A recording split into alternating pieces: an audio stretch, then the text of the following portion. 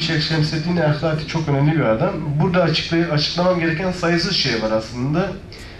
Belki kulağa en hoş gelecek kısmı şeydir, tenennaha yahu kısmıdır. Bu ente ene bir rabbiküm ayetinin, ben sizin Allah'ınız değil miyim ayetinin ilk hecelerinden oluşmuş bir şeydir. Peki nerede okunur?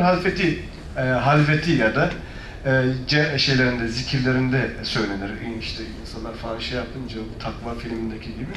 Bu tenennaha yahu diyerek transa geçerler.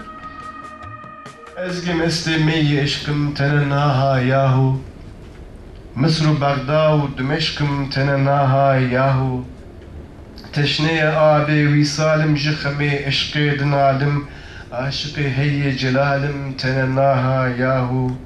Kulki cerge kebabım behavu mestu harabım sakiyu hamru şarabım tenennaha yahu. Aşıku dengimu kasım meleku cinnimu nasım khayri vi kes dine nasım tenennaha yahu. Valihu kasmu dengim mestimu hoşumu şengim serbi serpetu perengim tenennaha yahu. Eze be cahu makamım hadimu şahu hulamım meşruku nuru zalamım tenennaha yahu. Mezheri zatu sıfatım ma'deni ayni hayatım keşti-u nuhu necatım tenennaha yahu. Hadiye rahu delilim nemeku khanu halilim beni khasu celilim tenennaha yahu. Sahibi kalbi selimim dijmine deve racimim cebeli turu kelimim tenennaha yahu. Müşkülü hallu beyanım hafiyu sırru ayanım nadire ehli zamanım tenennaha yahu.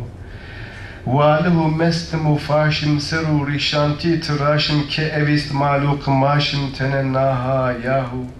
Enberu misku bhurum suhufu lahu zeburum agirimu avmu hurum tenennaha yahu. Ramiye işku humarım min nema sabru kararım aşkı veslete yarım tenennaha yahu. Valihu mestu cünunum jıkhame işkı zebunum aşıkı heyye beçunum tenennaha yahu.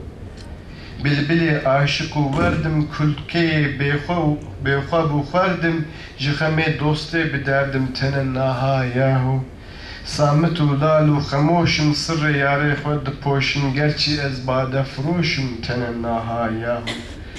Khılveti aşkı meste kadehi bade bideste jidini ev bepereste tenennaha yahu.